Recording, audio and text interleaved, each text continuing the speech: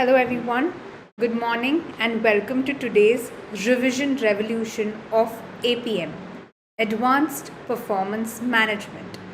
So first giving you an introduction of the subject, what the subject is about. Obviously you guys have reached the revision stage, so you know a lot about the subject, you have already studied.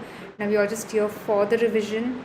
Okay, so now we're going to see what is it exactly. We're going to pick a topic and we're going to study the topic. We're going to do a couple of section B questions on that and we're going to solve mock. Okay, so first I would like to tell you about the subject. So what is advanced performance management? What is performance management? You all have selected advanced performance management because probably you all loved the performance management subject, that is the PM. That is why you all chose the advanced performance management subject. Performance management means what?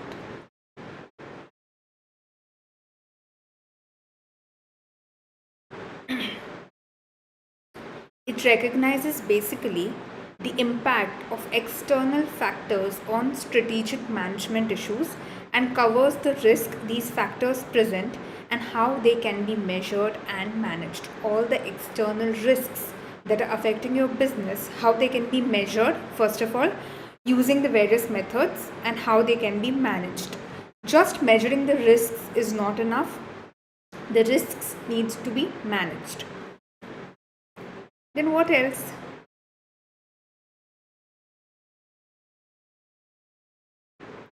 You already have knowledge of performance management. Keeping that knowledge of performance management intact, you have to continue with advanced performance management.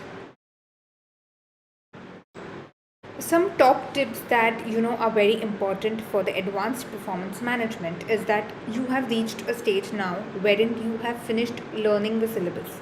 Okay, now we are at a stage where we're just concentrating and doing about the revision. So for this revision, you have to view specimen exam in your studies. Remember that APM builds on the PM knowledge, but a little bit higher level. Okay, so by applying it in more complex scenarios, it's like PM but one step ahead, right? And because you loved PM, you selected APM, but it is PM but a little complex scenario, which is beautiful. Create information from the detailed data provided in the scenario. You have to play around with the data. Now for those who want an answer to the question that is it a theory paper or a practical paper, it's more of theory, little bit of solving here and there.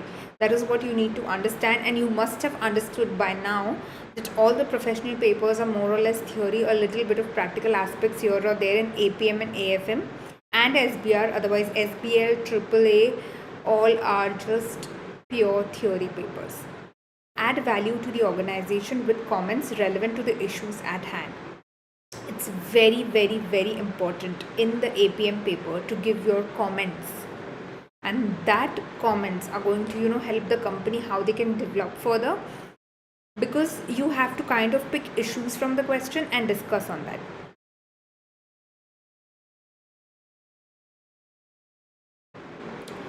So a very important thing that I would want to share with you is that you have studied for the past 2 months or 2.5 months. Okay, the paper is going to be checked by the examiner. Okay, the examiner doesn't know how much you have studied. The examiner has no idea that you have sacrificed so many things, because the examiner doesn't know you, and we have to prove these points to the examiner that I have studied well. How are you going to prove these points to the examiner? By writing your paper well. You have to write your paper depending on not what you think is proper or not what you think is enough for the given marks, but you have to write it from the point of view of the examiner, because the examiner is going to check your paper, the examiner is going to give you marks, and your 2.5-3 months of hard work is going to be evaluated in the 3 hours that you're going to write, and the examiner might take 30 minutes or 1 hour to check your paper. So basically, you're going to judge for the 2.5-3 months of hard work in just an hour by the examiner. And we have 3 hours 15 minutes to prove that we have done well. Now, how to do that? How to prove that I have studied for 3 months in 3.5 hours, 3 hours 15 minutes? That is by writing your paper well, writing your paper in such a way that the examiner feels it is appropriate and the examiner will just give you marks. But how do we know that what the examiner wants? Because we hardly know who the examiner is. We don't have any details about anybody. So when you cannot meet the examiner, but you want to know what the examiner is thinking, the best way about knowing about a person whom you don't know is about reading about them. Reading about them, understanding their articles. Now, how can we do that? By reading the articles by the examining team. Okay. So I will share something with you. It is all available on your My ACCA page. I will just share the screen with you.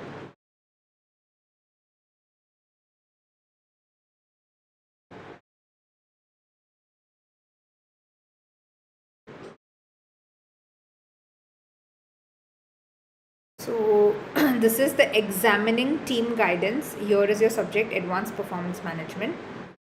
This is in home, then go to students, then go to study support resources, and then you have advanced performance management. It is very important to read the mind of the examiner. The reason being, you're going to be judged by the examiner.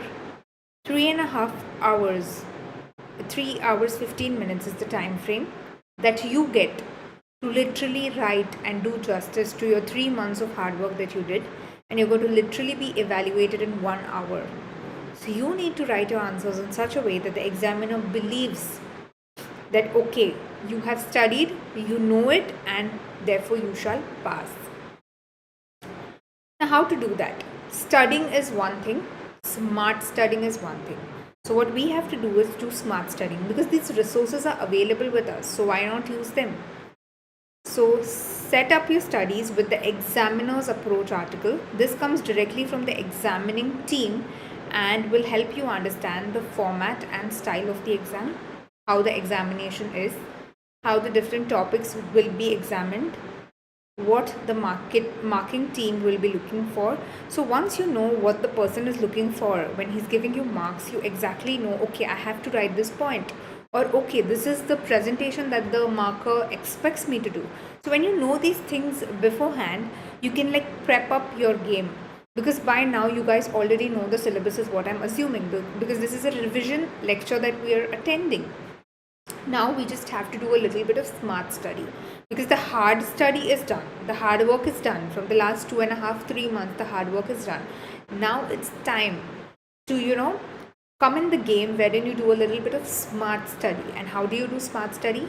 By knowing what exactly the examiner expects. And once you know what the examiner expects, once you know what and how it is to be done, then it becomes very easier.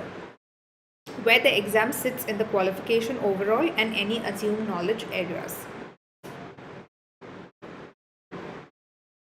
So you have to read this article carefully and take summary notes if you want to. Do this as early as possible in your preparation. The more early you're in this, exactly you can train your mind accordingly. Okay, this is what the examiner wants, this is what I have to study, this is the way that I need to write the paper, and etc. So this is the examiner's approach article. Very, very important, the examiner's approach that needs to be understood, so that you know what areas to concentrate on in the advanced performance management. Relevant to candidates sitting advanced performance management for September 2022 onwards.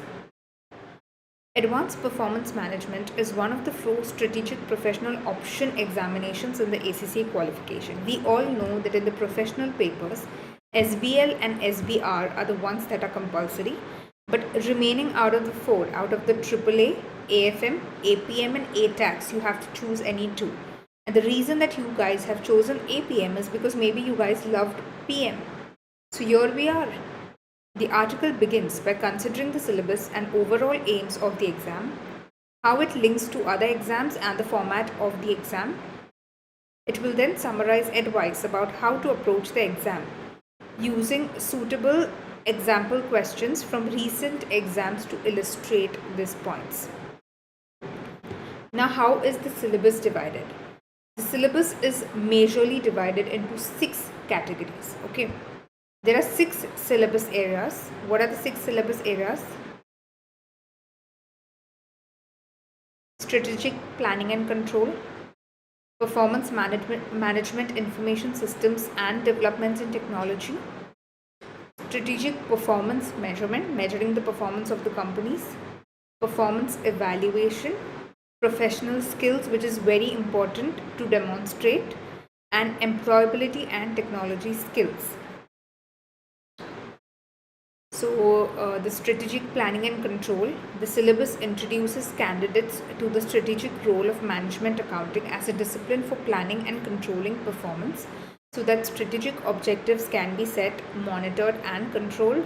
Obviously, you have to set the strategic goals for an organization. Candidates will be expected to use strategic planning and control models to plan and monitor organizational performance. This emphasizes the need to take a holistic view of the factors, both internal and external, affecting the business, and to consider them when giving strategic advice on performance management and measurement solutions.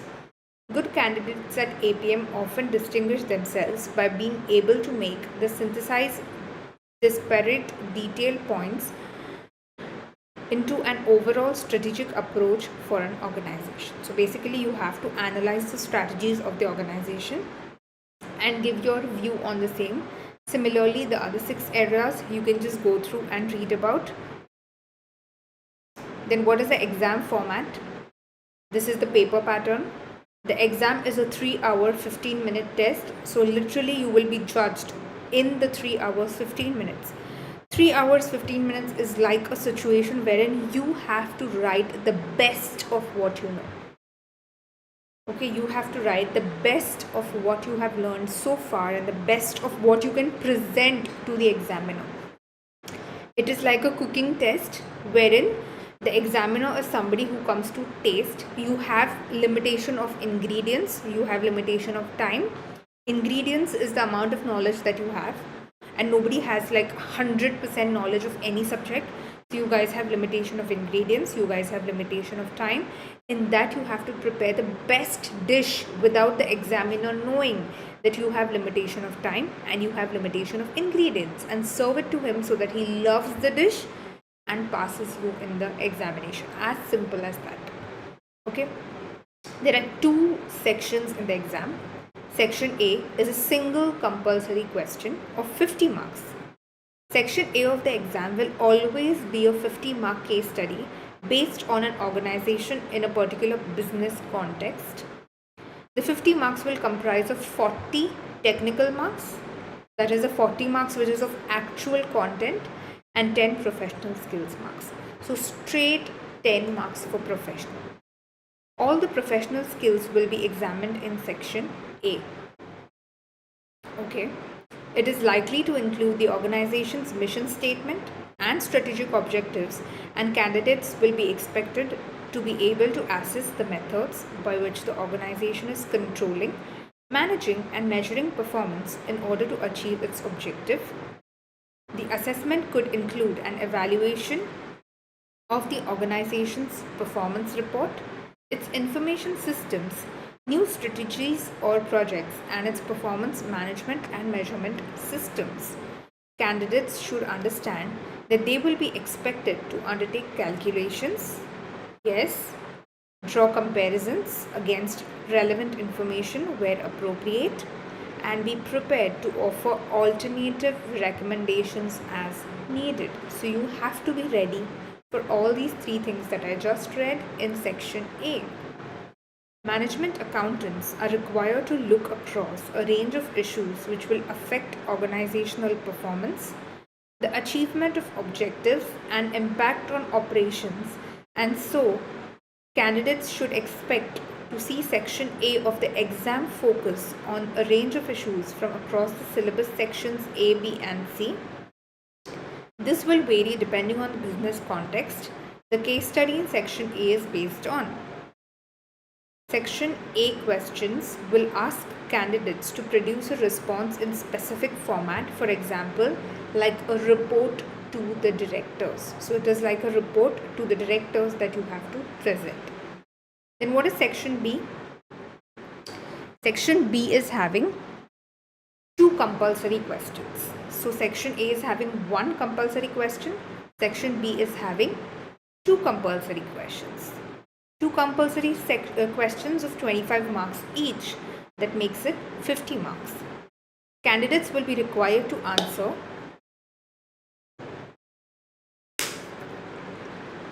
a further 2 25-mark questions in section B of the exam, which will normally comprise of a scenario-based question. First one is a case study question. The remaining 2 are scenario-based questions, wherein the scenarios will be given to you in the examination. The 25 mark will again comprise of 20 technical marks and 5 professional marks. So the good news is that since September 2022, the paper content is only of 80 marks. The remaining 20 marks is completely professional. So your content is for 80 marks only, and the good news is that the paper still remains for 3 hours 15 minutes. So now you can use the time better to answer the questions. To answer the 80 marks, previously it was a complete 100 marker for 3 hours 15 minutes. Now it is an 80 marker technically for 3 hours 15 minutes. Okay. Section B will examine a combination of professional skills appropriate to the question. Each question will examine a minimum of 2 professional skills from analysis and evaluation, skepticism and commercial acumen. One of the section B questions will come mainly from syllabus section D. However, see, your syllabus is divided into sections in your book. So one question will come from syllabus D. However, other section B questions can come from any other syllabus section. So keep that in mind. Section B questions will also require candidates to address a range of issues influencing performance of organizations in specific business situations. Now, what are the professional skill marks that you have? Right, there are 20 marks total for professional. From September 2022, marks will be awarded in APM for demonstration of skills of communication, analysis and evaluation, skepticism and commercial acumen. In terms of earning this professional skill marks, the examining team will be looking for the skills to be evident in respect of the technical points you make.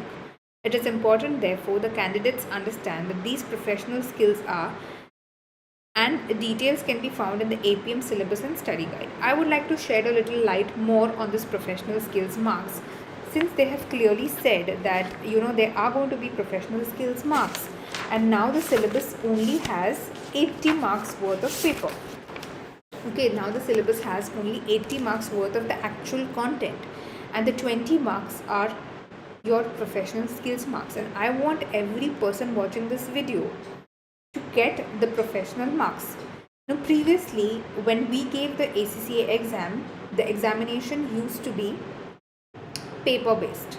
Okay, so wherein our tutors used to tell us that make sure you write in a good handwriting, you write in a good presentation to kind of get the professional marks. But now times have changed. Okay, we have the examination on the CBE platform, wherein handwriting really doesn't matter, because everybody's handwriting is going to look the same, because the font is going to be the same. Presentation is something that you should remember about. Now look at this screen only, how well presented it looks, like some points are after leaving a line and they're bold and whatever. So that is the presentation part of it. However, now since they are focusing so much on professional skills marks, it clearly is not only for handwriting or for presentation. Nobody will give you 20 marks purely for handwriting and presentation. We need to be smart in understanding why are they giving this professional marks. We are doing a professional paper. ACCA has kept professional marks. It's not for your presentation, handwriting, whatever. Since September 2022, all the professional APM exams have 20 marks awarded for professional skills which are demonstrated throughout the exam. So out of this 20 marks, 10 marks is in section A and 10 marks is in section B. Duration remains the same, 3 hours 15 minutes. So it allows you to more efficiently and effectively manage your exam time to answer the 80 marks and show mastery of your technical specialism. So now, previously you had to concentrate on answering the 100-mark paper, which had 100 marks of the content. Now you have content only worth 80 marks, so you can spend all your 3 hours 15 minutes in concentrating on the 80 marks. However, if you want these 20 professional marks to be given to you, you have to follow certain points. How to earn the professional skills marks is the question right now everybody might have. And this is the best time to tell you students about this, because till now you have concentrated just on getting how to get the 80 marks. You have studied the content thoroughly, you have 80 marks in your pocket. But what about the remaining 20 marks? If you want to earn the 20 marks, the first step of earning the 20 marks is communication. Communication. So what is communication? Appropriate headings and subheadings, clear and concise language. Your headings and subheadings should be appropriate.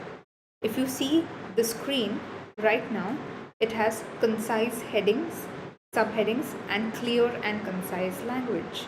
So this is how what they call as presentation plus language. Clear and concise language and proper headings and subheadings in the answer. So do not irritate the examiner. Do not confuse the examiner. The examiner has a lot of papers to correct.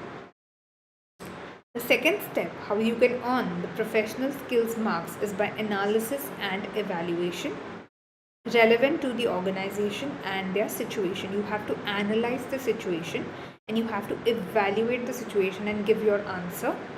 And that analysis and evaluation that you do in a particular answer should be relevant to the organization and relevant to the situation. Then the third step by which you can get the professional skills marks is by skepticism and judgment. Demonstrate your professional judgment by prioritizing risk based on the situation. Again, you have to talk in relation to the question. You have to talk clearly. You have to demonstrate your professional judgment. If in the question asks you to demonstrate a judgment, please do that. And the fourth step by which you can earn and get the professional skills marks is commercial acumen. What is commercial acumen? Assess the business risk affecting the client and the impact of the engagement on the audit firm. So basically, you have to talk to the question, relevant to the question, and any impact of the engagement on the firm. That is how you will get the 20 professional skills marks. And trust me, if you want to get the 20 professional skills marks, you have to concentrate on communication, analysis and evaluation, skepticism and judgment, and commercial acumen. This is what you need to concentrate on. These are the 4 points that you need to consider. The next we have is embedded requirements. APM has embedded requirements in Section A questions since September 2019. From September 2022, all questions in APM will use embedded requirements. Okay. Use of dates. All dates in APM will be in the format 20xx, for example 20x5, 20x6, 20x7, as this will make the dates for each exam session generic. The same dates will apply in each exam irrespective of the exam session. Then the time management. Candidates should allocate time based on technical marks available, as the professional marks should not be thought of as separate requirements, because professional marks is not a separate requirement that you have in the examination.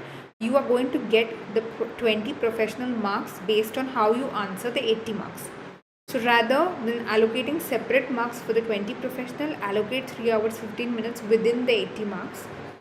How effectively and how well you answer the 80 marks will be dependent Your 20 marks will be dependent on how well you answer this 80 marks. Then approach the APM exam. This is the best approach.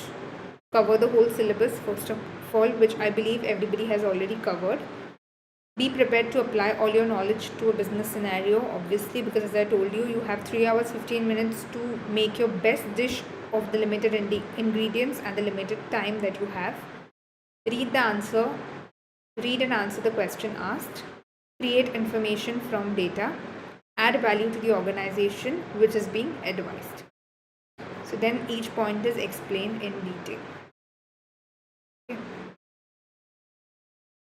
And this is an overall tip that they're giving. Applying correct methods and knowledge to differing and complex scenarios, adopting an integrative and holistic approach, demonstrating comprehensive professional skills, and adding value in the recommendations and advice offered are the factors which will lead to success in the APM paper. So this is what the APM looks like. Okay.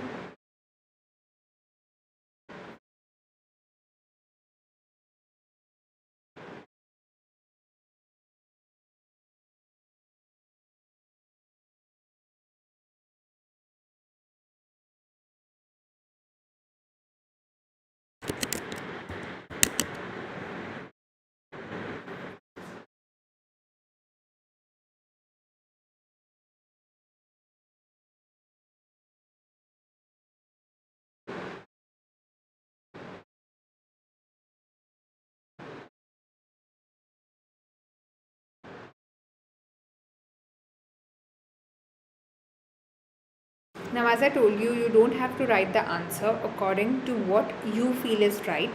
You have to write the answer according to what the examiner feels is right. And the best way to know about the examiner is reading the articles of the examiner. So this is the examiner's report that you have. The examiner's report are essential study resource. Use them alongside the relevant sample exams to get insight into the marking process, what is liked by the examiner and what is not liked by the examiner, what the examiner expects you to produce and what the examiner doesn't expect you to produce. The latest report contained questions, walkthroughs and performance feedbacks on questions sat by students. So this is your examiner's report.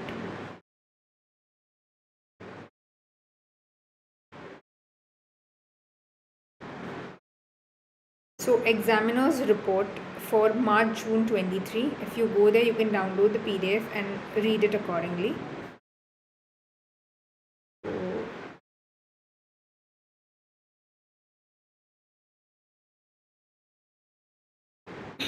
MJ 2023. This is the examiner's report that you have. So before you read the examiner's report here, what you have to do is you have to go answer the MJ 23 exam, write it completely, and then check your paper according to the examiner's report that is available. Also, you can watch this video and you can solve multiple mocks and go and read the examination report. Now there are certain important ways to practice the exam, right?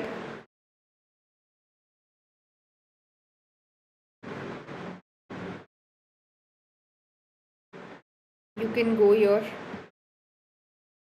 to see your blank workspace, how the examination actually looks like. Okay, so this is how your exam will look like. It will have exhibits, exhibit 1, then read the exhibit 1. Okay, then this is the question. Okay, and the question has 3 exhibits. Then read the exhibit 2. Okay, then read the exhibit 3. Okay, you have to always start reading the question with the requirement. So this is the requirement. And then if it is something that you need to do numerically, open your spreadsheet, do it on the spreadsheet. Okay. So if whatever you want to type in numbers, 56, 65, whatever, then close the spreadsheet. If you want to write information about that, open the word processor, write it down in the word processor, then close it. Once you finish answering the entire question in the word processor and on the spreadsheet, sometimes the requirements are split into A, B whenever you're writing it. If this is regarding requirement A, you have to mention it that it is requirement A. If this is also regarding requirement A, you have to mention your requirement A, so that the examiner knows that okay, this is regarding requirement A, then further what you're writing is regarding requirement B, then this is the working note, like that. So be clear and concise as possible and do not irritate the examiner. So this is the working note and etc. So this is how you have to do it on the workspace, and then when you finish you have to click on next. Okay, so that is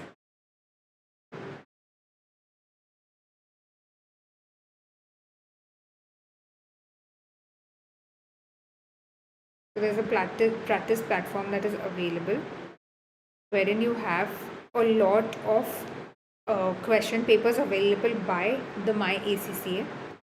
So what you can do is you can select your subject. So this is your subject, Advanced Performance Management. Then you have official resources for that. So you have the past exam library and practice exams valid from September 2022 session onwards. Because from September 2022 is actually where the 20 professional marks came. So let's practice a paper from there only. So you have 4 papers available, and this is exam 1, 2, 3 and 4. You assign a paper to yourself. Okay. Once you assign the paper, go here and search for that paper. So this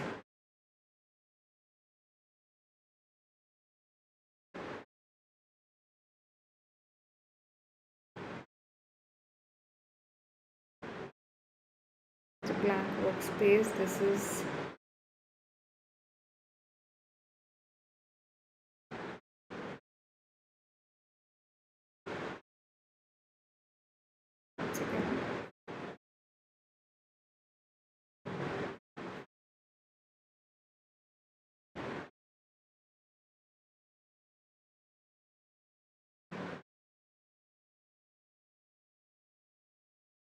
so you go here, you assign a paper, APM.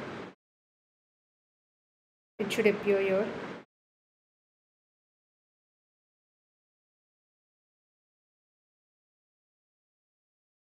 See, it appeared here. Okay. So when it appears here, the APM practice exam 1, you start the exam. Do next. Until you read the entire screen, it will not click next. This is how the exact exam paper is going to look like. Click on next. Again, click on next.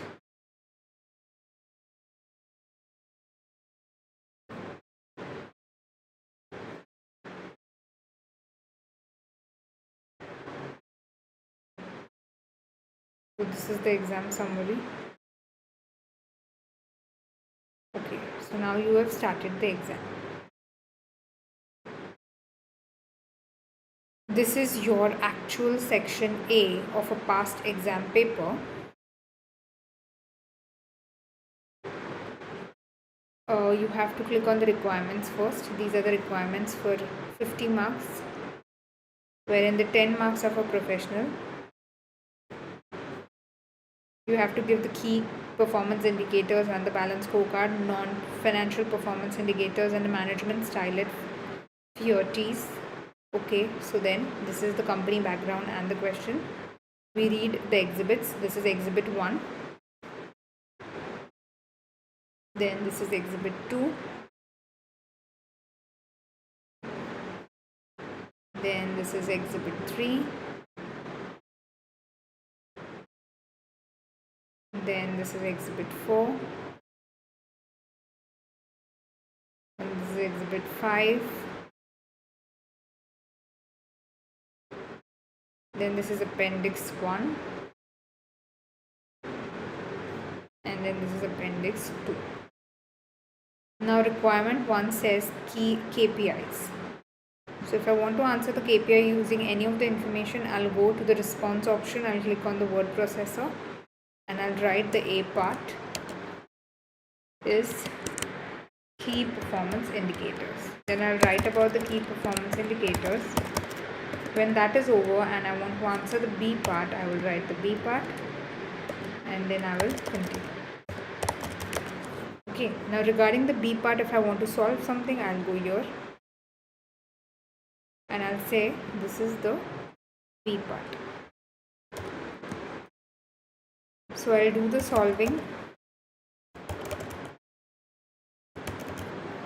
I'll write the working note here.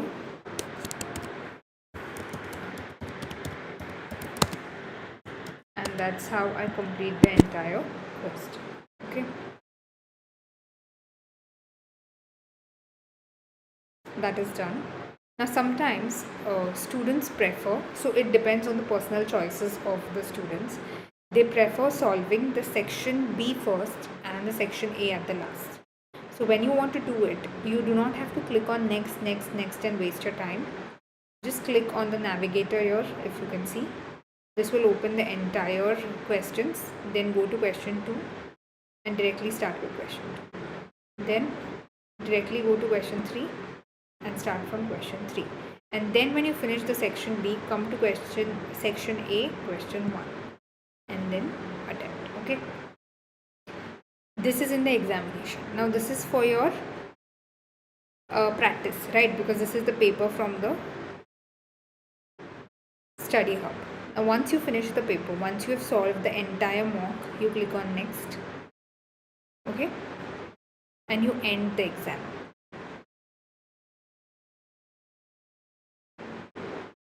Are you sure you want to end the exam? Yes.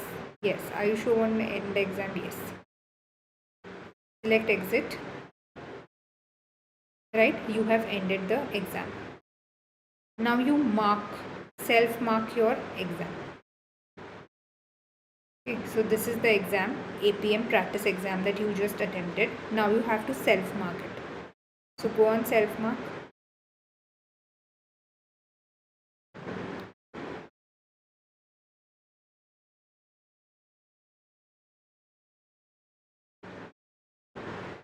This is the marking guide. Based on this marking guide, you have to mark. See, this is the answer that we had written, if you remember. I just scribbled KPI and anything I wrote below that. So this is the answer that will appear here. This is how the section A, which is of maximum 22 marks, is going to be divided. Based on that, I have to answer my question. This is the marking available for the first one. Then I go to page 2. I have not written an answer because I didn't do spreadsheet. I can view the spreadsheet here. Word processor, I can view the word processor here, and this is the standard answer on how the marking should be done. So I hope now that is clear regarding how to practice a mock. At least, I'm saying at least 2 to 3 mocks before the examination is very necessary. That will give you an idea of the real exam. And I would want you all to do timed mocks. So it will help you how to work under pressure of the timed exam, wherein a timer is running, and based on that you have to answer the questions. So this is how you will answer.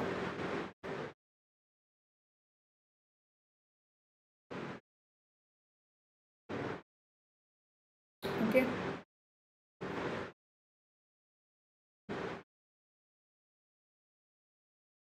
Then these are the exam resources.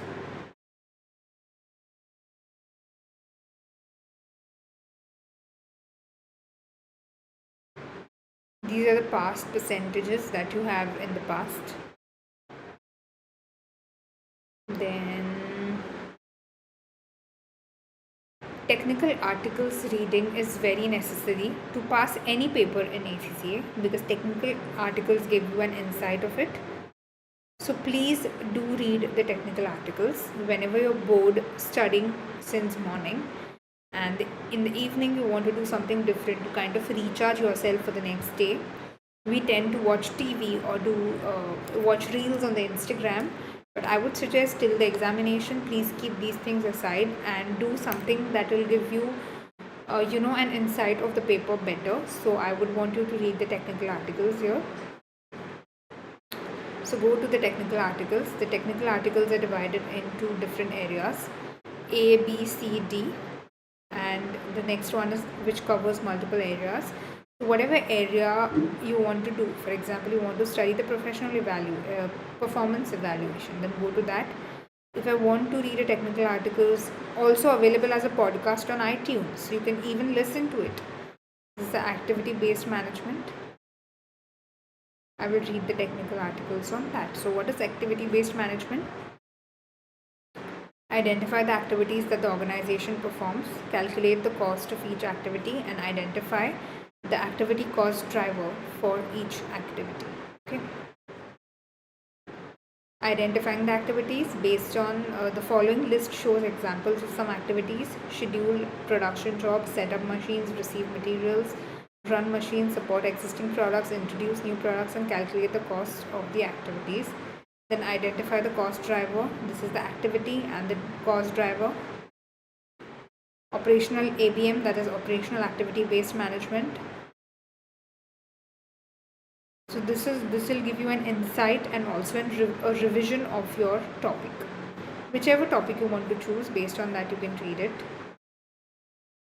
There are so many. You can also listen to it on iTunes. Then this is about reading the technical articles for your paper. Now there are certain tricky topics in every syllabus. So go to the tricky topics, study that topics.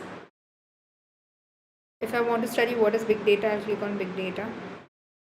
So I will get an insight of what really the big data is. Then sources of big data. So everything, all the resources that you need to pass an APM paper is available on your MyICCA. So what else are you looking for? And why are you looking for resources outside MyICCA? It's all available here. Then the characteristics of big data, literally volume, variety, velocity, veracity, and value. Then everything is explained in detail with examples.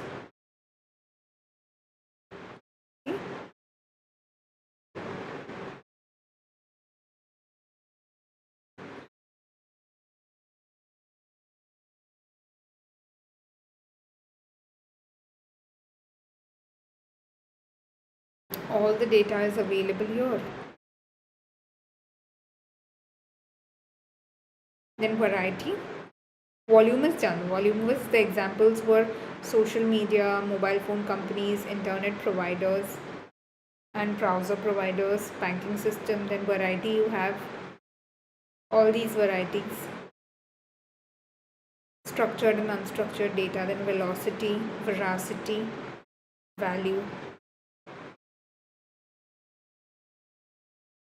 See the geographical distribution of users.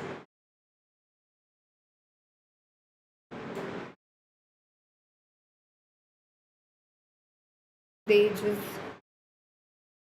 Then big data in pyramid. So any topic that now you find that okay, I'm finding this difficult, just come here, select that topic and read on that. Transfer pricing. I'm not understanding transfer pricing. So let's go to transfer pricing. Read about transfer pricing. So what will happen with this is you will get a little bit of knowledge about that, and also your topic will be revised by that. So by now you have finished studying, but by doing this you will just brush up your knowledge, because that is very important before the examination.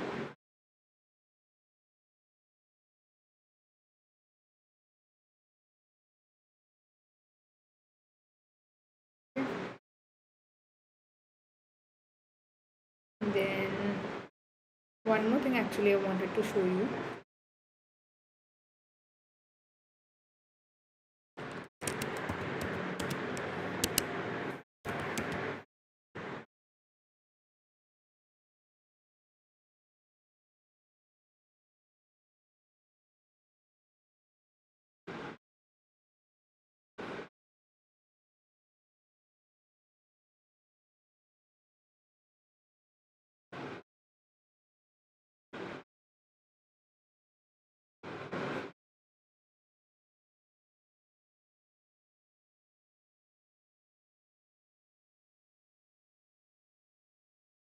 These are the FAQs. If you have any FAQs of this, you can answer it from here.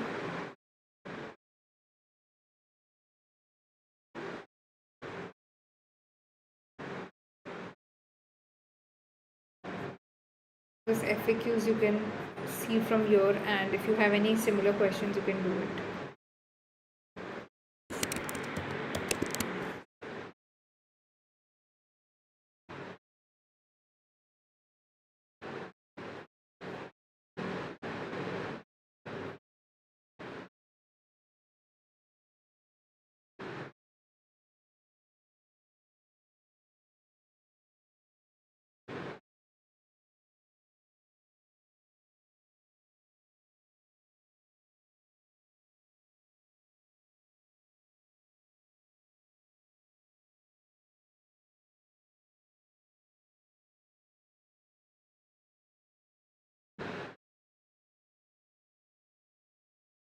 Okay, we already did this.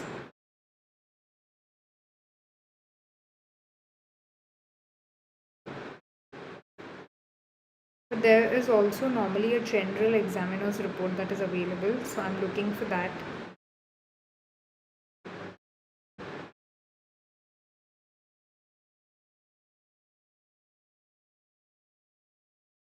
One second.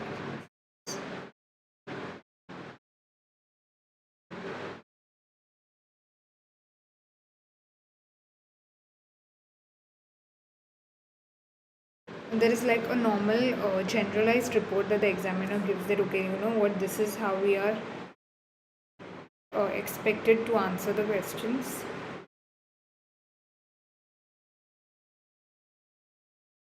Mock exam and debrief video. Please do watch this video on how to exactly do it. This is the practice platform, how you access it. And understand what is tested, identify your strengths and weaknesses. Okay, this topic is my strength, so I can answer it better. Get focused and fight stress.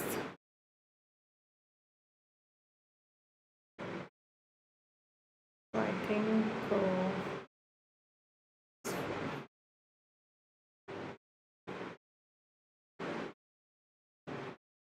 SBR.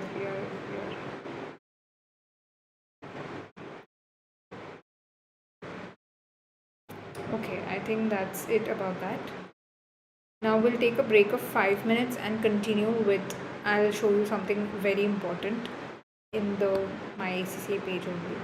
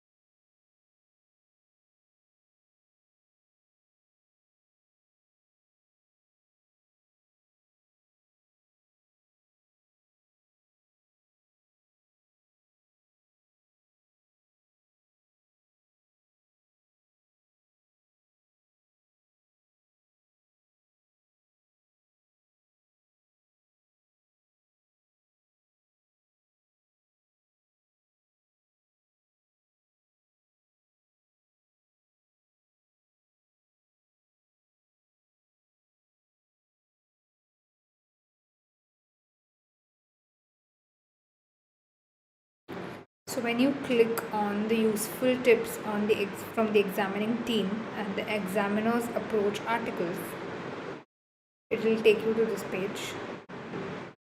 And these are the useful tips for from the APM examining team. So as I told you, the best way to know and to understand what the examiner wants is by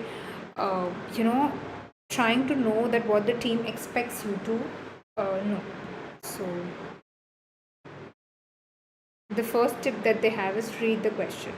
So I always tell my students that you start the question by reading the requirement first. So when you read the requirement first, you exactly know what to look for in the question. The requirement should be read carefully. You must address the key points and don't assume that the questions are always the same. The questions are never the same. The type can be the same, but the questions are never the same. Read the specific scenario. Whatever is the scenario that is given in the examination, you have to read it specifically.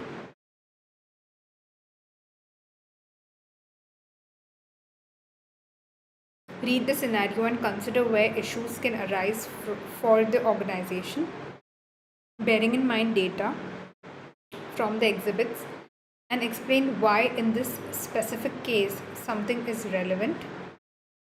Learn the syllabus, revise the whole syllabus and also previous performance measurement and management knowledge from PM as much of this is carried forward. As I told you, this is just a revamp of PM but one level ahead or one level high.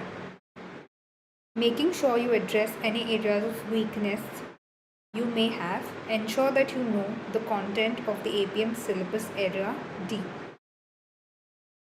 Ensure that you are able to perform calculations and answer discussion questions. Okay, calculations are also very necessary and important along with knowing the theory part. So that also needs to be considered and practiced well.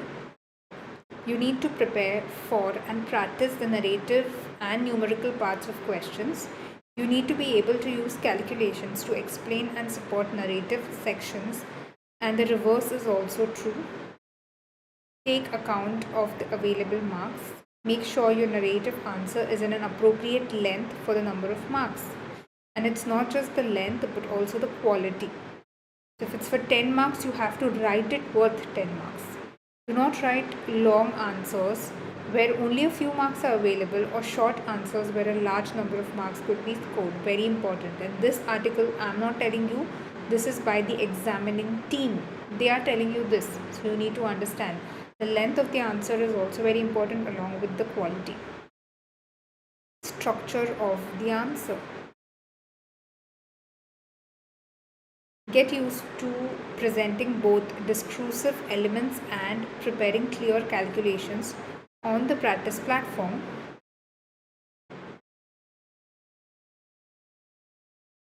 In an effective way, making use of the available functionality in both types of software tools. Provide advice or make a recommendation. When evaluating, advising or recommending, it is sufficient just to make a series of unjustified statements. This does not constitute advice or a recommendation. Justify your points, whatever points you're giving. Explain why you think a particular point is relevant. You just don't give the points and leave the answer there and then. Explain that why do you feel that this particular point is the point that is correct for the answer. Justify it, like why you feel so. Explain why you think a particular point is relevant. Justify its inclusion. The examining team is keen to hear your reasons why, for you to demonstrate a depth of understanding as well as showing a good knowledge of performance management. Timekeeping. Keep an eye on the time. Try not to overrun. Calculate how long you should spend on each question and stick to do it. So as I told you, you have to allocate now the 80 marks between 3 hours 15 minutes. So accordingly divide and make your time limit. Professional skills are linked to technical skills. Approach the professional skills as being integrated into your technical answers by providing full, well thought out answers to all the requirements. Revise, practice, review, good luck for your examination. So this is the examining team's guidance. Useful tips that give you an insight of what the examining team really wants you to understand. And this is the best way to know what the examining team is expecting you to do and how the examining team is expecting you to write the answers. The reason for taking these points in the revision revolution lecture is that by now everybody knows what the syllabus is and everybody has studied. So no point of doing that again, but rather what can add, you know, if I can just add a little bit of cherry on your cake, that will be better. So this is that cherry on the cake, that understand and what smart study is, apply that and pass your APM. Now, one more important thing that I would like to tell you is we have to study for the APM exam. Okay, we have to revise the exam.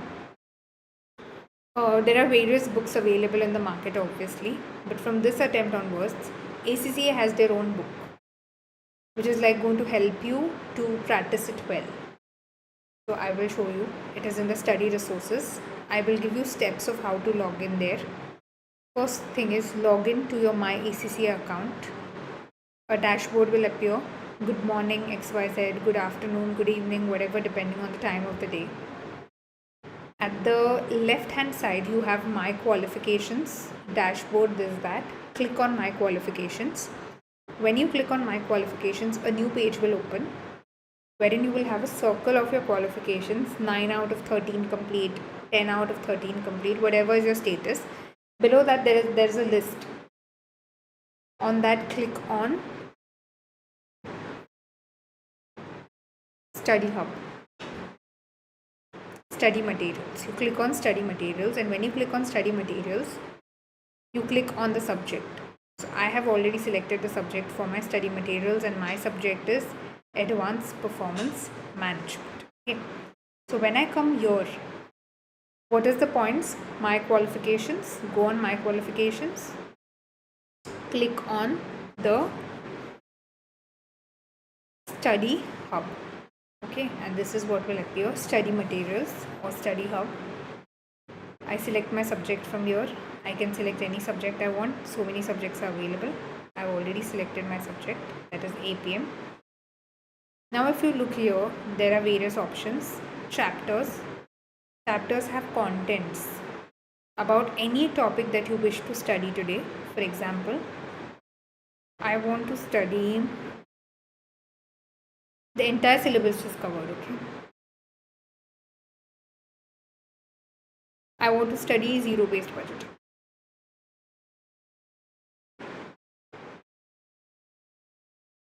Okay. I want to study activity-based budgeting.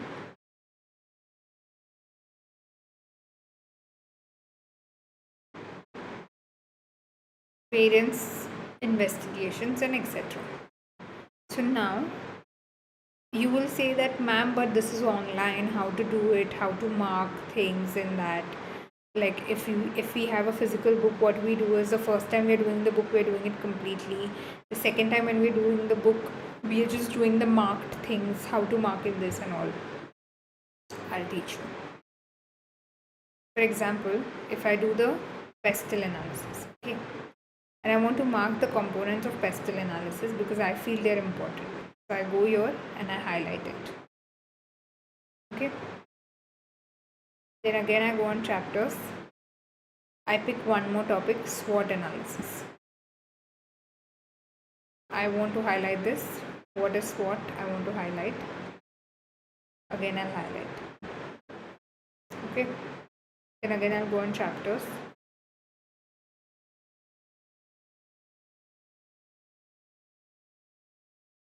If I want criticisms of traditional budgeting, and if I want to highlight this, so the first time I'm doing it, I'll highlight multiple things which I feel I might forget in the future, or which I might feel they're very important for me. Once I highlight everything, the next time I click on chapters, I'll not study the entire text. I'll only click on highlights. So this is my SWOT analysis, my pestle analysis highlighted part. This is my criticisms of traditional budgeting. So whatever I highlight come here in highlights. Once I'm done with this, I'll delete it. Remove highlight, remove highlight, remove highlight. Again, I'll go to the chapters. Regarding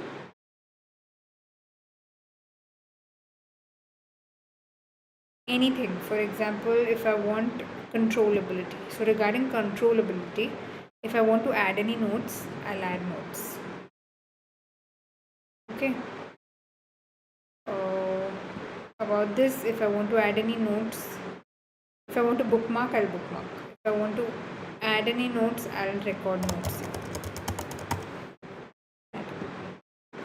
So next time when I click on chapters, I'll just go on notes, I'll get the notes. For employability and technology skills, these are my notes. So accordingly, I can, if I want to write any example on activity-based budgeting, if I click on bookmarks, this is the thing that I have bookmarked. So if I go on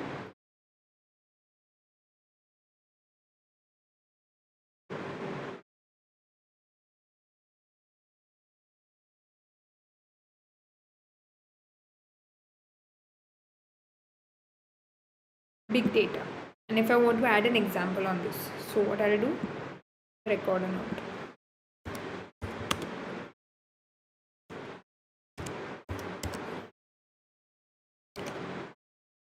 Add the note and bookmark this section. Also, this big data I want to highlight.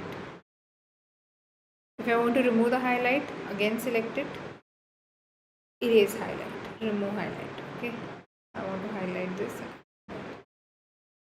The second time I'm reading it, I'll go on notes. This is my note. This is my example regarding big data. My bookmark regarding big data.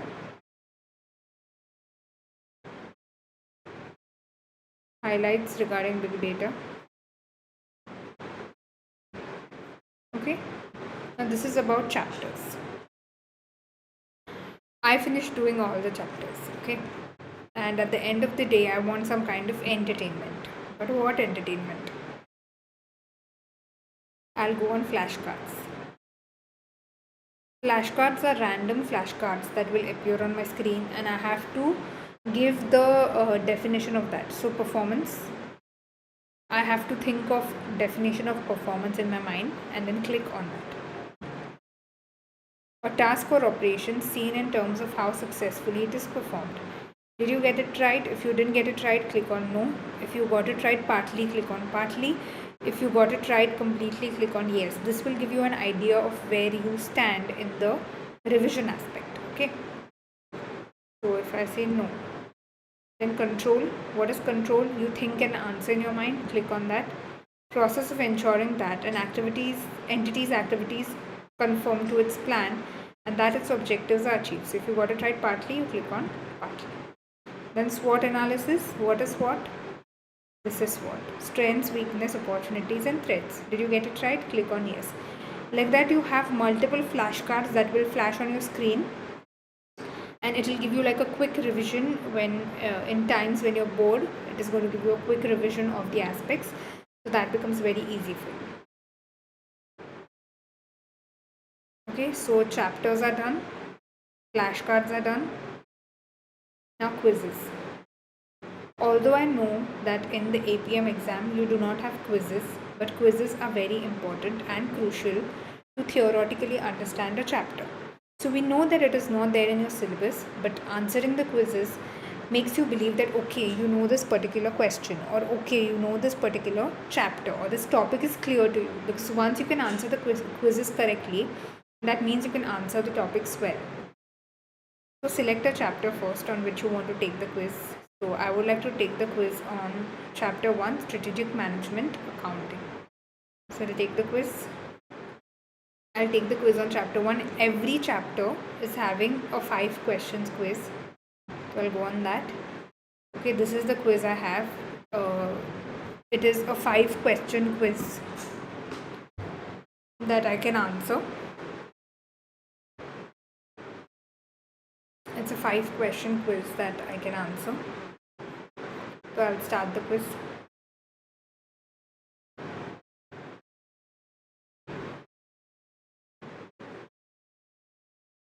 So whatever the answer is, I will click on that. I'm not reading the question, I'm just randomly clicking the answers to just show you how to do it. And whatever the answer is, like, you click it.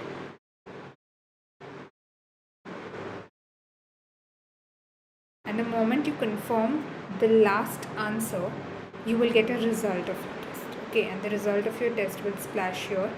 How much percent of your answers are correct will flash here.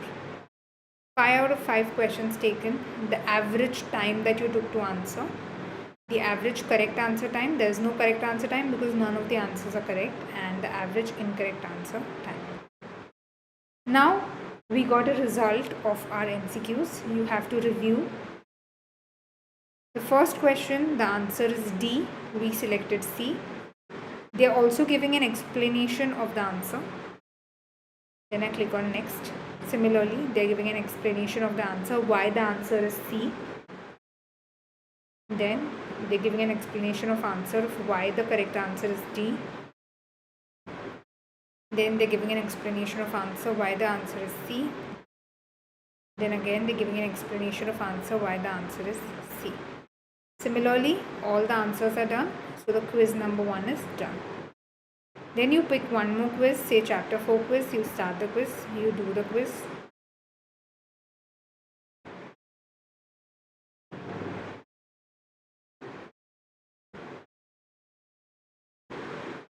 The moment you submit the last one, you get the answer. It is 20% correct. Again, I'll review all. They'll give an explanation of why the answer is A. This is correct. They will also give an explanation of your answer is correct, but because of this reason it is correct. And similarly, they'll give for everything. So you're done reviewing. So you go on the dashboard, your quizzes are 100%, 10% correct, both the quizzes together. Okay. You reset all the quizzes so that you can answer it once more again, because at least you should get like 60% when you're solving the quiz. If you're getting less than that, means you need to go back to the chapters, study well, and then come again to the quizzes. Now, as I told you, quizzes is not a part of a syllabus, so it's not very important to do it just like other papers like PM and all of that, wherein you have MCQs, so here it is not needed. But for theoretical understanding of the chapter and to make sure that you know the chapter well, you need to know the quizzes. But that is again an optional part. If anybody wants to do it, they have the time, they can, otherwise don't. Then you go to practice. You have 75 questions for your practice. Exam, format, revision questions. Chapter wise, it's from chapter 4, 6, 7, 8, whatever. Then it's a 50-mark case study options. Other revision questions. Study question chapter 1, study question chapter 2, chapter 3, and so on. Case study questions, etc., etc., etc. So I'll select one question. For example, drinks group. I'll start the practice of the question. Okay. This is a complete section, whatever, B question. Can you see this is a timed question here? Okay. So now I read the entire question. I read the requirements. It is a 25 mark question wherein 5 marks are for professional and it's a 20 marks question. I have to give the suitability of incremental budgeting at each division, rolling budgeting at F, and changes to the budgeting method at M. If I don't know the answer, I can skip. But if I know the answer, what I'll do? Plan answer. I go to plan answer. What is the suitability of incremental budgeting at each division? I know the answer. So what I'll do A part and I'll write. The presentation is also very important.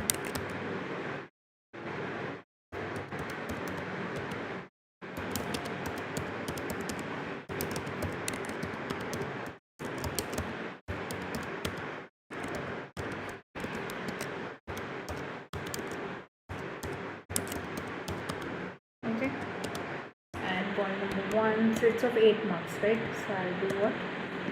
Point number 1. Then I'll do point number 2. Then I'll do point number 3. Then I'll do point number 4.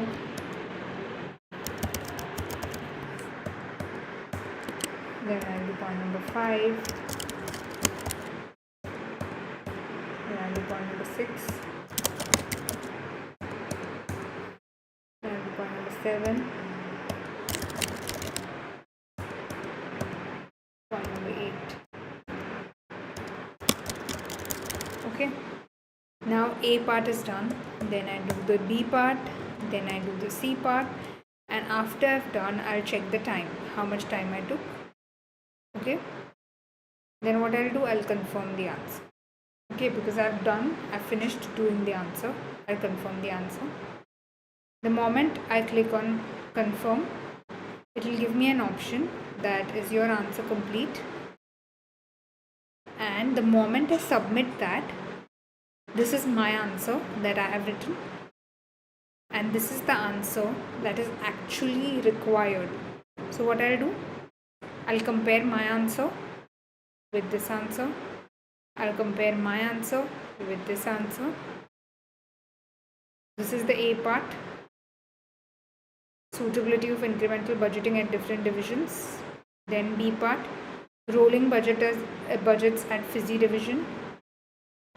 Then the C part. Recommended changes to budgeting at the marketing division.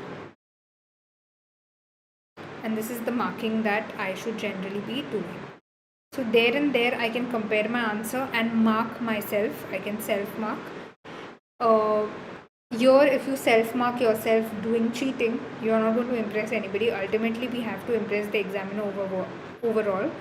So just wrongfully marking your answer here just to make yourself feel good about your answer is not going to help.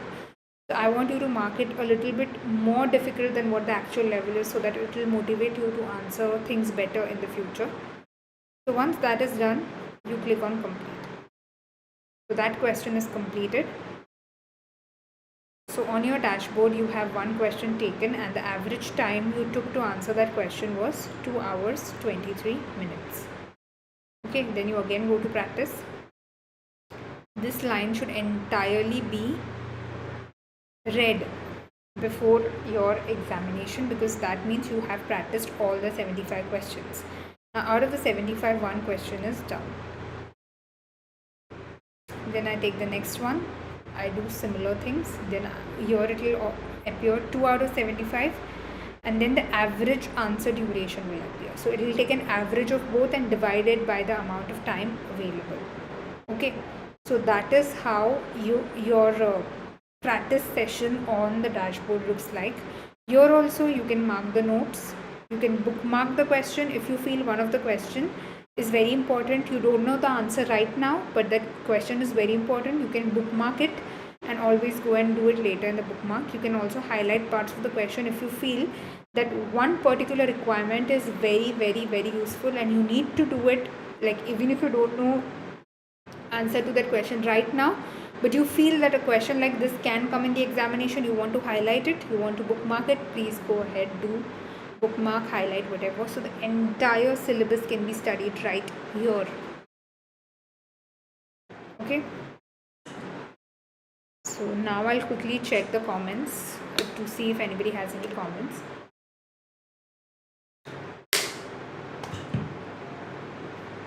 Guys, even if you all are not watching the lecture live and you guys have any comments whenever you all are watching this recording of this particular revision revolution, please put your comments in the chat box, so that the next time I take, like tomorrow, the next session, same time, I will answer to all those queries. So now let me have a look at if there are any questions from our viewers. Okay.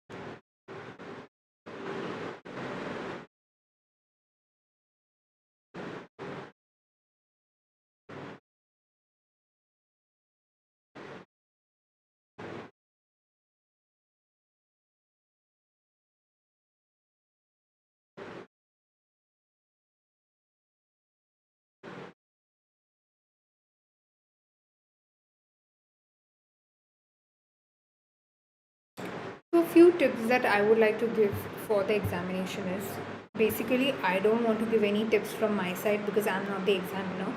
I'm not the one who's going to mark the paper. So, I was sticking to the point.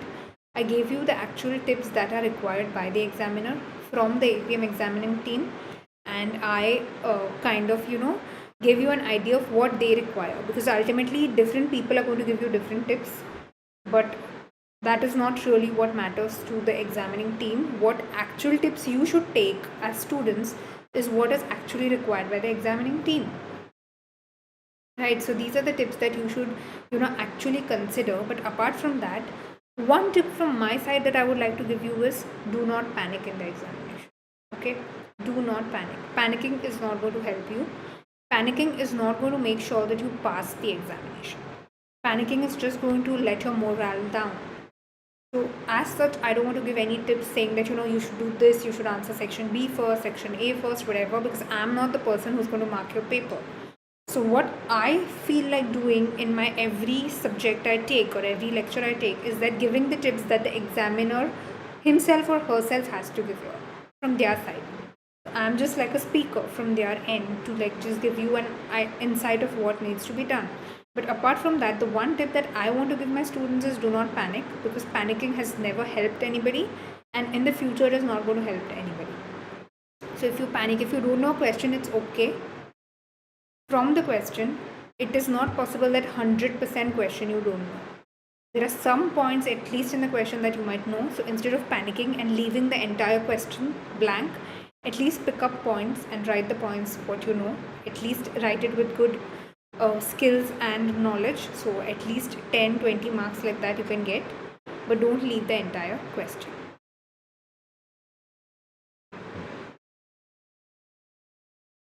Okay, so this was on the chapters that are available.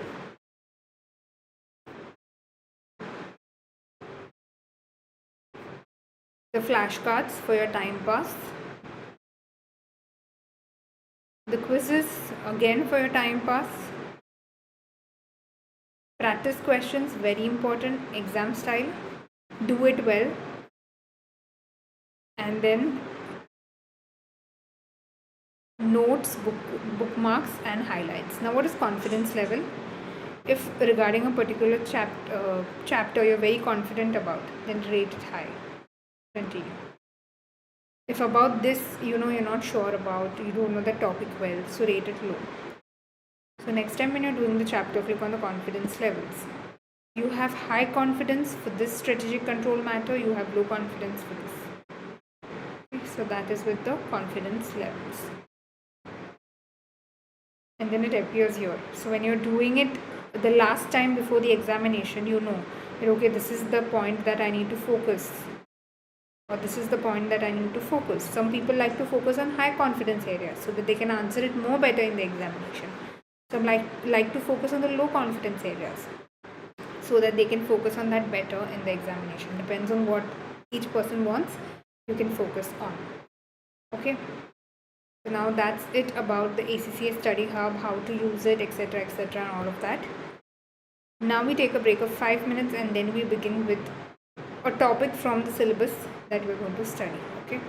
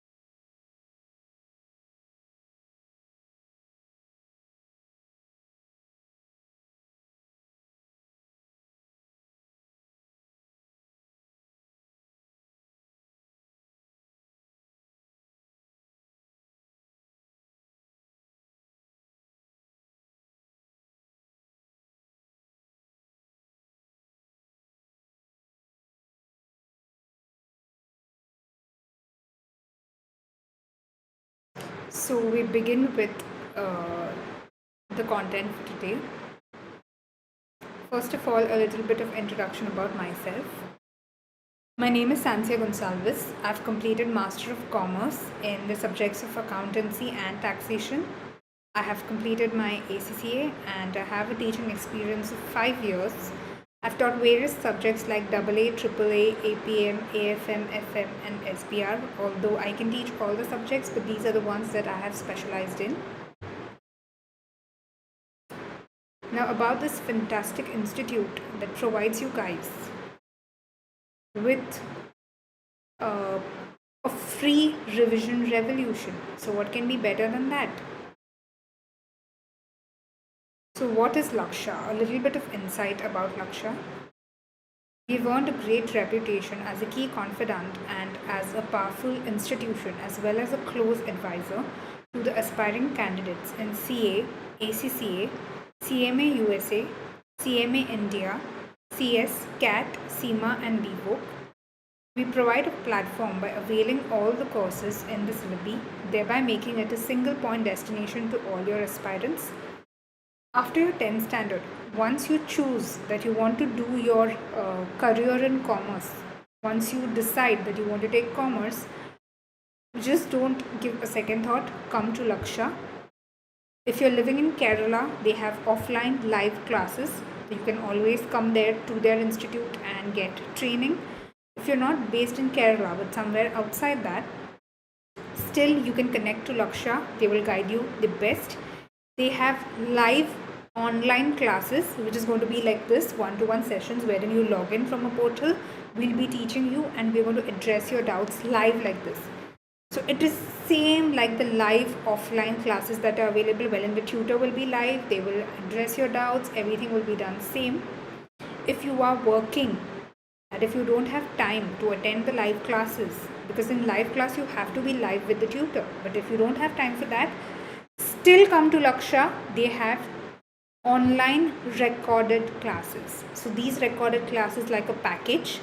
You can listen to it in the bus, train, whatever flight where you're traveling in your free time, whatever it is. So Lakshya is a one-stop solution for all your needs. Lakshya is a well-known training institute providing ACCA courses in Kerala, if you guys might be aware. We consistently strive to maintain being the best among the ACCA coaching centers in Kerala. I would correct this line, not just best among ACCA but all the courses that are offered by Lakshya, that is the Indian CA, CMA US, CMA India and all of it, CS, etc. So it is one of the best and it has offered you this course for free. So what can be better than that? The coaching offered by Lakshya is crafted with utmost care. Why it is crafted with utmost care? Because our end consumer are the students and we keep the students in our mind before we're crafting the courses. So if a student is a full-time student living in Kerala, we tell him that you have two options. You can take the online live or the offline live. If you have a traveling problem, you do not want to waste your time traveling, then take the online live, which is going to be like this.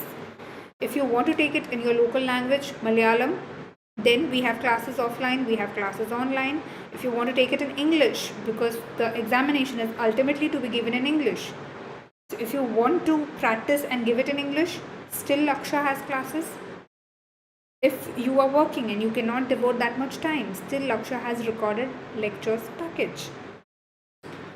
So it is crafted with utmost care for its end users. This ensures that we provide the updated ACCA syllabus with intensive training given to students. This helps them to gain the skills, abilities and knowledge required to appear for the exam. We have online and offline classes available in various languages like English, Hindi and Malayalam. Now this morning lecture 9 to 12 for APM is in English. If you want to be a mixture of Hindi and English, you can attend it at 3 to 6 on the same day. Today morning 9 to 12 is in English. Same afternoon 3 to 6 is in Hindi, which is also going to be live. So if you're free from 3 to 6 Indian Standard Time, please come attend it. Even if you don't know Hindi, the entire thing is not done in Hindi because obviously this has to be read in English. You can always come there, solve your doubts and go. If that timing is more suitable for you, please come live, okay? If you want to understand the topics well in your local languages like Malayalam, come to Lakshya. They have faculties who can speak good Malayalam and teach you in Malayalam.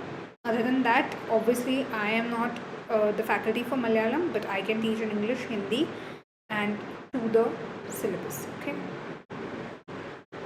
So it's not about which faculty teaches you what, because all the faculties in Lakshya, is my guarantee, are one of the best faculty pools available. They will teach you to the point. They will teach you exactly what is required in the examination for you to pass. You can obviously do it on your own also. But how about getting training from faculties who have been there, done the course and understood it better? How about doing it from an experienced faculty? Because when you do it on your own, you're going to waste a lot of time learning things. Obviously, you want to pass, but it's going to take a lot of time. And today, time is money. And at Lakshya, we want students to complete the course as soon as possible. If you want to do that, come to Lakshya. We have good guidance available. Faculties will tell you their experiences, and based on their experiences, they will guide you, don't do this, do that, etc. So based on that, they will brush you up and make sure that you clear the given course in the stipulated time as much as lesser as possible. Okay, so that is our aim at Lakshya. What is this revolution plan that we're having? We will study the commonly asked questions in APM. We will solve 4 section B questions on the same. That is the 20 marker questions with 5 marks professional, so 25 marker questions. And we will be doing mock papers practice. So that's it about it. Then talking about the paper pattern of APM, which is already discussed with you. It's a 3-hour, 15 minutes paper. It is divided into 2 sections, section A, section B, 50 marks, 50 marks. Section A has 1 question of case study. Section B has 2 constructive response questions of 25 marks each. Here in this 50 marks, 10 marks will be professional. Here in this 50 marks, 10 marks will be professional, which will be divided between the 2 questions, 5 marks and 5 marks professional. Okay. ACCA exam support technical articles you have to read. I just showed you technical articles. CBE practice platform, I already showed it to you, and ACCA study hub, I already showed to you. So the exam support resources are already shared and shown to you well in advance so that you can start. Today's date is 25th. We still have around 1.5 weeks. Please do it as discussed. So let's begin.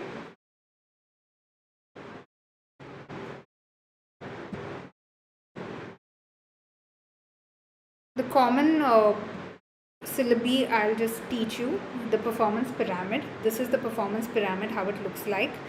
At level 1, it's the corporate vision, the main vision of the organization. Level 2 has divisions, the market division and the financial division. Level 3 has the business operating systems. Customer satisfaction is your flexibility and productivity. And level 4 is your departments, quality, delivery, cycle time and waste. These are the internal effectivenesses and these are the external effectivenesses. Quality and your delivery time will give you information about the external effectiveness. The higher the quality and the lesser the delivery time, it means you're externally effective. The lesser the cycle time and the lesser the waste will determine your internal effectiveness. So this is how a performance evaluation of a company can be done using a performance pyramid. These are the objectives, these are the measures. More on performance pyramid. The performance pyramid is a framework for developing performance measures at the various levels of the business that are consistent with and support the overall mission of the organization.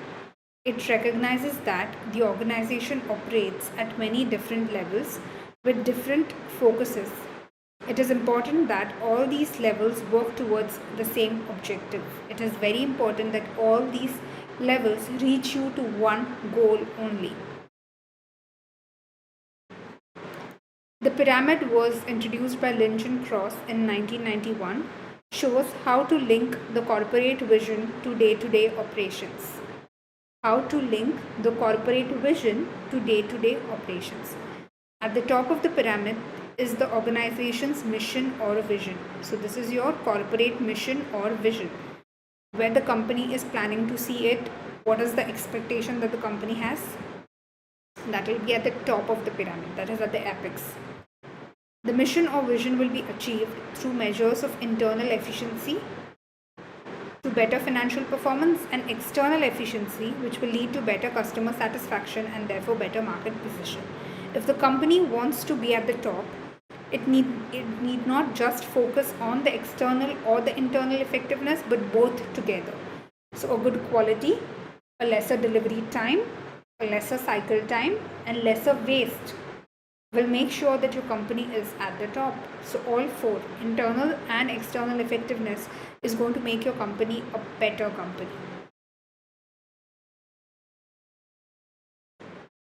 The third level of pyramid focuses on business operating systems. It is here that the work is actually performed. So let's look at that.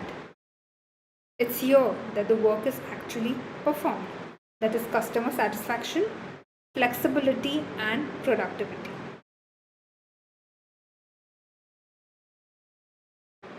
A business operating system may cut through departmental boundaries. For example, a new product introduction may be one of the business operating systems. This will include a number of different departments, from product design to marketing. Performance measurement at this level is on three areas: customer satisfaction, flexibility in order to meet changes in business requirements and customer needs, and finally productivity, which means trying to find the most cost-effective methods to meet the other two needs. At the bottom of the pyramid are the departments that actually perform the operations. Here it is necessary to measure quality and delivery and to reduce cycle time and waste, as I told you. This is what Lynch and Cross refer to as measuring in the trenches. So this is what the pyramid is about. Here the actual work is done. These are the different divisions, and this is where the actual internal and external effectiveness works. And at the top is the corporate vision. You can measure the performance of any company using the performance pyramid. The next topic that we have is ABB, that is the activity-based budgeting. Activity-based budgeting follows the principles of activity-based costing. In reverse, ABC, that is activity-based costing, is assumed knowledge from the performance management examination. PM में already we did ABC. Having decided how many units to produce and sell, the organization needs to define the cost of the activities required to produce them. These depend on the drivers identified for each activity. A typical ABB exercise may follow the following tips and steps. Estimate the expected output, units for each product. How much output are you expecting? Identify the number of units of each activity that will be required to produce the output. This is based on knowledge and the relationship between the output and the activities that are required to perform to produce the output. Determine the resources needed to perform the activities required. This is based on knowledge of the drivers, how much knowledge you have of per driver. The factors that influence the price of the activities. If the current commitment of the resources is such that too many or too few resources exist to perform the activities required in step 2, adjust yourself accordingly. So the activity-based budgeting is completely dependent on activity-based costing, but in reverse, and activity-based costing is understood to us thoroughly in the performance management examination. And these are the points that you need to consider for a typical ABB exercise, that is, estimate the expected output for each product, identify the number of units of each activity that will be required to produce the output, This is based on knowledge of the relationship between the output and the activities that are required to be performed to produce the output, determine the resources needed to perform the activities, and current commitment of the resources. This is on activity-based budgeting. I want you to go through it.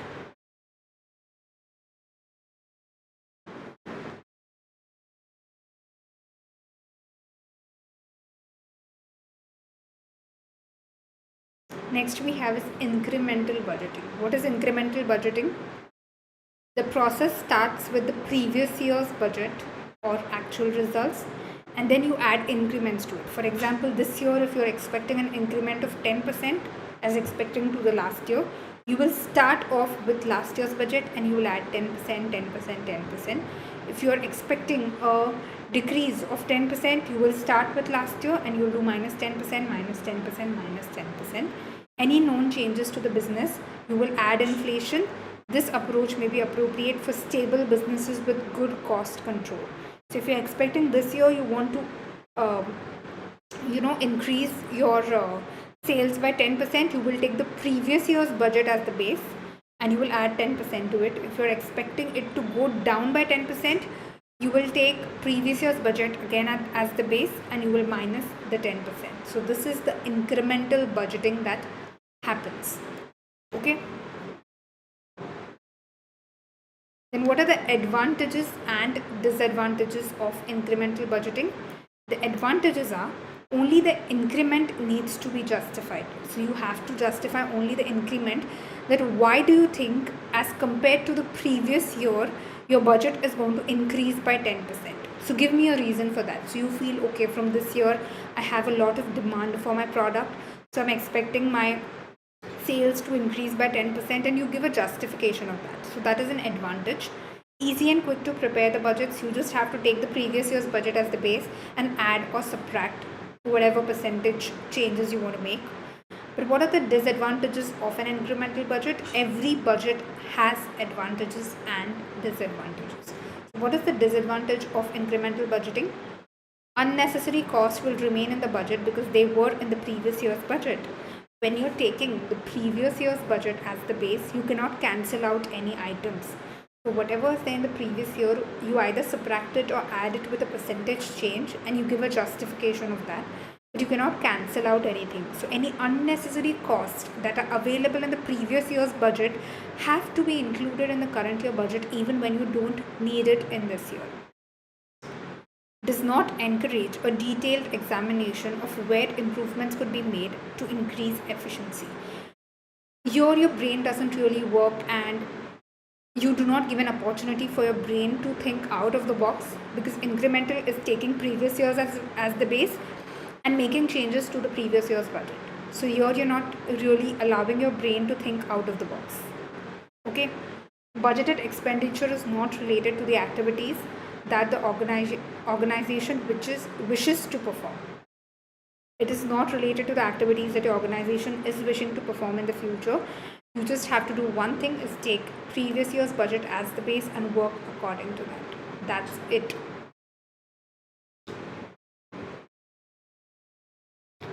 The next budget that we have is zero-based budgeting, ZBB.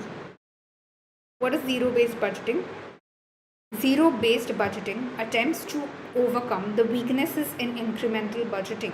The previous one, the incremental budgeting, it attempts to overcome the weaknesses in that. In particular, the criticisms that cost will be included in a budget because they were in the previous year's budget is overcome here. In incremental budget, what problem we had? Even though we do not want to consider a particular cost in that particular year, we have to consider it, because incremental budgeting is by taking previous year's budget as the base.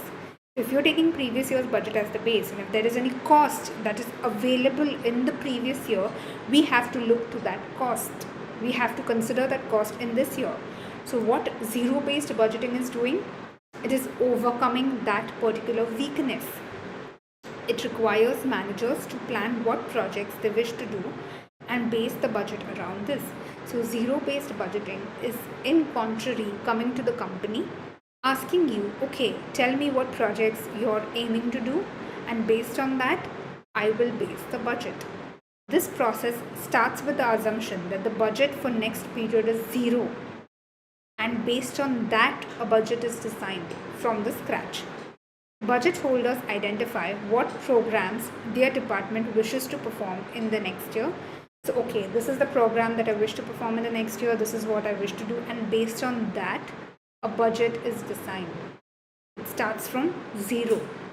Budget holders prepare a decision package for each program, which includes the goal of the program, level of funding required and the benefits of that, and consequences to the company of the department not performing its function. So basically, zero-based budgeting was introduced to fight with the weaknesses of the incremental budgeting, wherein previous year's budget is taken as the base and you just play around with that. So we do not want that to happen. That is why we have introduced zero-based budgeting, which actually focuses on what the company wishes to do and how the company wishes to, focus on the things that the company really wants to do, and then a budget is allocated to that, and consequences to the company of department for not making or not performing its function is also undertaken. This is just going to give you a quick recap of whatever you have studied. Then what are the advantages of zero-based budgeting? Should reduce budgetary slacks as cost may be justified based on the activities they relate to. The number of activities that the company wishes to take, obviously if the activities are a lot, the budget will increase. Useful for discretionary spending and support activities such as advertising and research and development, where management can choose how much to spend on a particular item, because although you're taking a lot of tasks, you have the money allocated to them, and then you can decide accordingly how much money you want to spend for a given task and for a particular item.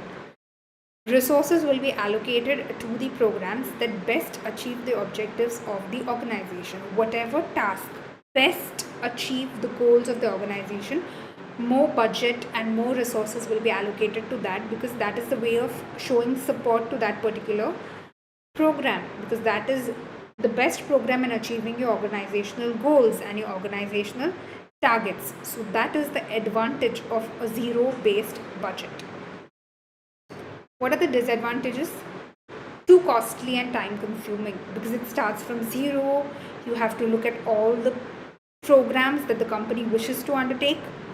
Of all the programs, you have to decide which is the best program that best achieves the organization objectives, and based on that you have to allocate the resources to the best program. So it's too costly and time consuming.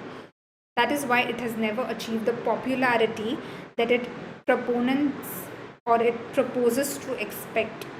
Although it is so good and it is so well defined, it has not achieved that popularity ever. Not appropriate for non-discretionary expenditures such as cost of production, as these depends on quantities of output. They do not depend on the programs that achieve the best objectives of the organization.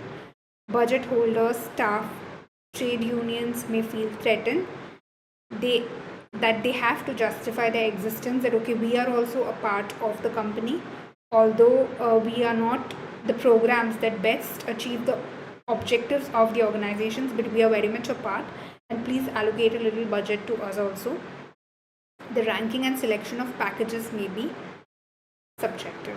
So these are the disadvantages. As I told you, every budget is having some advantages and disadvantages, and by this stage you might know all of them. Then what is the use of ZBB? Many organizations have used a partial version of ZBB because the entire version is too costly and time consuming. Applying it to some departments that undertake discretionary type activities such as marketing. So marketing will help you understand what is best for the organization. Other organizations have used ZBB as one-off exercise to identify the potential cost saving before returning to more traditional incremental types of budgeting in future periods. One-off means they have used it once and then deleted it after they have got to understand the potential cost saving, and then ultimately they have switched again to the same old traditional types of budget. They have just used it as a one-off spin-off that we call.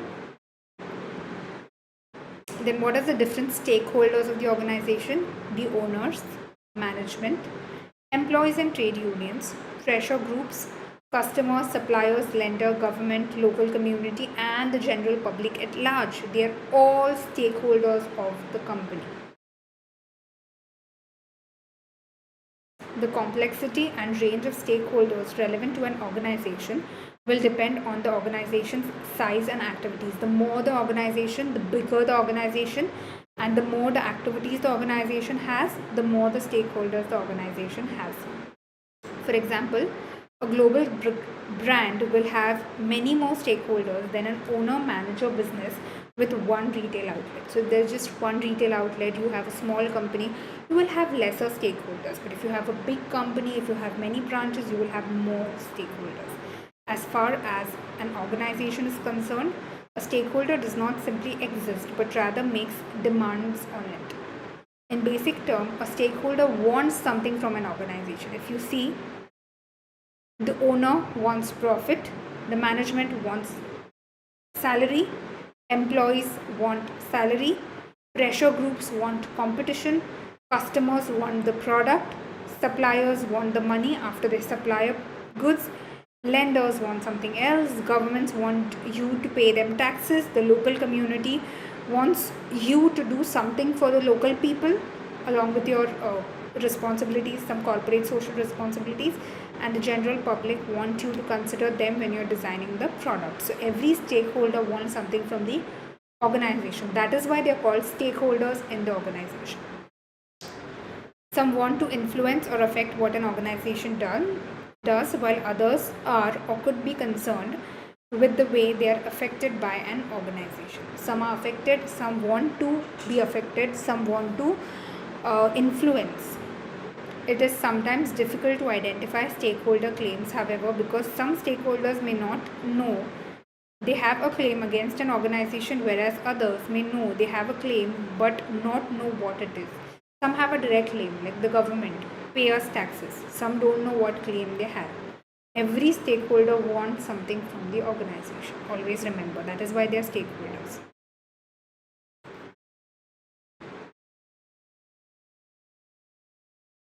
Then the next we have is Environmental Management Accounting, EMA, the identification, collection, analysis, and use of two types of information for internal decision making: physical information and monetary information. Physical information on the use, flows, rates of energy, water, and materials, including waste, and the monetary information on environmental related cost, earnings, and saving.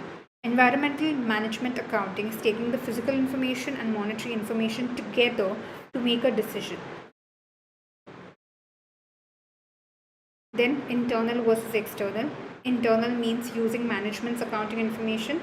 External means using the environmental impact, the external of the organization. Physical versus monetary.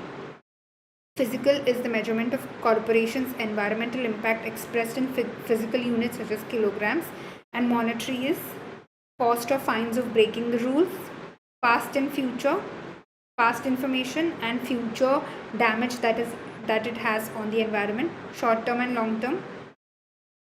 Short term is the operational level, long term is the strategic. Ad hoc versus routine. Routine means everyday decision making. Ad hoc means where the environmental information is produced routinely, and ad hoc means for specific decision making purposes. This is just how the EMA works. So it is physical versus monetary, internal versus external, past versus future, short term versus long term, and ad hoc versus routine. And what are the different risks and uncertainties that a business faces? Strategic planning and long-term decisions making rely on forecast. That is what you expect to be in the future. What is a forecast? I'm expecting to make a profit in the future. That is a forecast. I'm expecting to make a loss in the future. That is a forecast. For example, when deciding to launch a new product, management relies on sales forecast for the product that may have been prepared based on market research. And how do you forecast that you feel that a product is going to work in the market? You feel that the product is not going to work in the market? That is by studying the market, by market research. forecast by their very nature are likely to include estimates, and it is rarely the case that such estimates can be made with certainty. Management therefore has to deal with risk and uncertainty.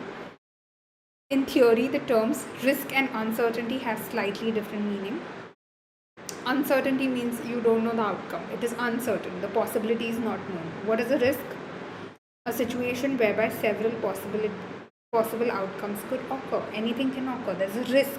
If I invest here, there's a risk. If I invest there, there's a risk. The nature of these outcomes and their associated probability is known. For example, gamblers playing card games know the potential outcomes and their related probabilities. When you're gambling, you know that if you lose, you're going to lose your money, or you're going to lose this, whatever you have gambled for. So that is the risk.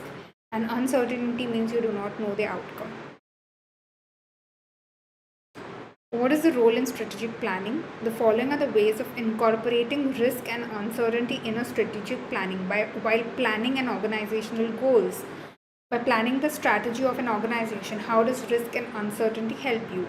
Identifying the most significant variables and modeling outcomes using simulation techniques, using risk-adjusted discount rates and performing sensitivity analysis in investment appraisal decisions. How sensitive is the investment appraisal to various decisions? How quickly it reacts is the sensitivity. Scenario planning to evaluate alternative views of what could happen and what would be the impact of that.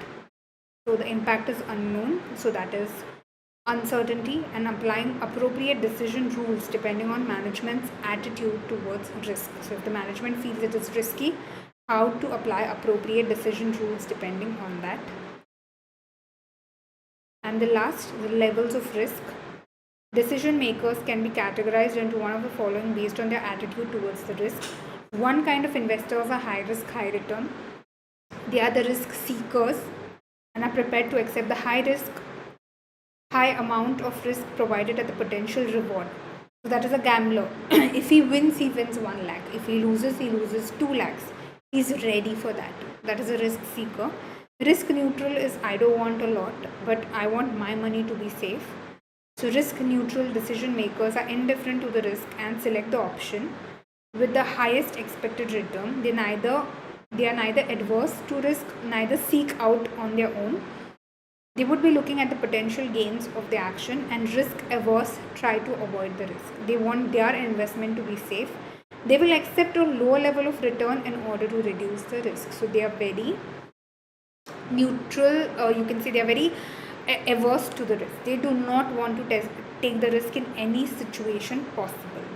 So that are the different levels of risk, and that completes your quick recap of one particular topic in APM. From tomorrow, we are going to start with the section B, sums. Okay. So make sure you attend the class live from 9 a.m. onwards. Thank you so much for attending this class, and I wish you all the best for your APM exam.